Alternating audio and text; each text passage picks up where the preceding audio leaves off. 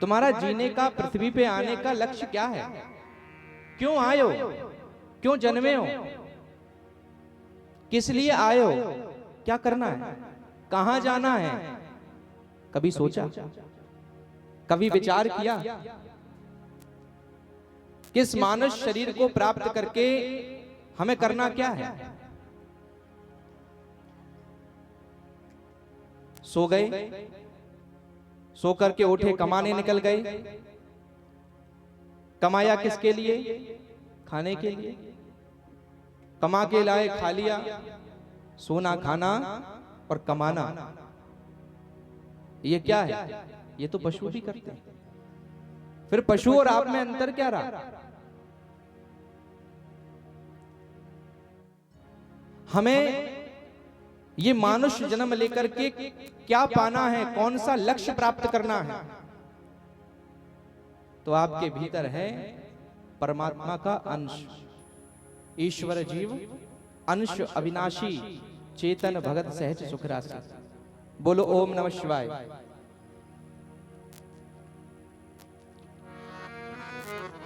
अरे प्रेम से बोलो ओम नमः शिवाय।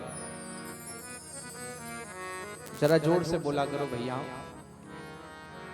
ओम नमः शिवाय। तो कभी विचार नहीं किया कि क्या पाना है, क्या खोना है, कहां जाना है? हमारे भीतर भगवान का अंश विराजमान है जिसको आत्मा कहते हैं। और वो आत्मा कौन है? परमात्मा पूर्ण नारायण ही पुरुष हैं और उनकी आत्मा अर्धांगिनी है। ये अर्धांगिनी आत्मा अंत में जाकर के परम पुरुष पूर्ण परमात्मा नारायण में विलीन हो जाती है। एक जगह हम कथा चल रही थी और हमने कहा कि अब उस कथा में महिलाएं भी बैठी थी, पुरुष भी बैठे। अब हमने कहा कि यहाँ जितने भी लोग बैठे हैं सब स्त्री हैं। अब इतने में लाइट चली गई, पूरी बात समझा ही नहीं पाए। तो पुरुष ने कहा, पुरुष लोग कहने लगे, पुरुषों का जो वर्ग है वो कहने लगे, महाराज क्या कह रहे हैं? लाइट आई, जब समझाया हमने, अरे भैया हम ये कह रहे हैं कि हमारे भीतर जो आत्मा है वो स्त्री है। वो किसकी स्त्री है? परमात्मा की स्त्री है। हम ये श्रृंगार करते हैं, ये किसके लिए किया जाता है?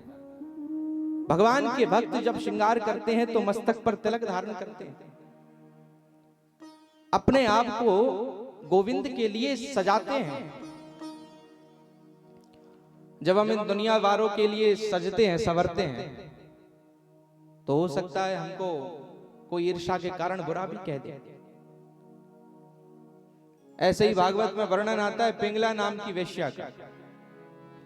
वो पिंगला रोज दुनिया वालों के लिए सजती थी, संवरती थी, लेकिन एक दिन उसके मन में भक्ति जागृत हुई। उसने कहा कि ये दुनिया वाले मुझे कुछ नहीं दे सकते।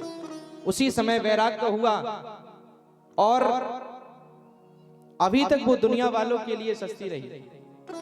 लेकिन जैसे ही मन में भक्ति जागृत हुई, आज वो परमात्मा के लिए सजी। और भगवान के लिए जब पिंगला सजी तो ऐसी सजी कि श्रीमद् भागवत में सज गई। बोलो ओम नमः शिवाय।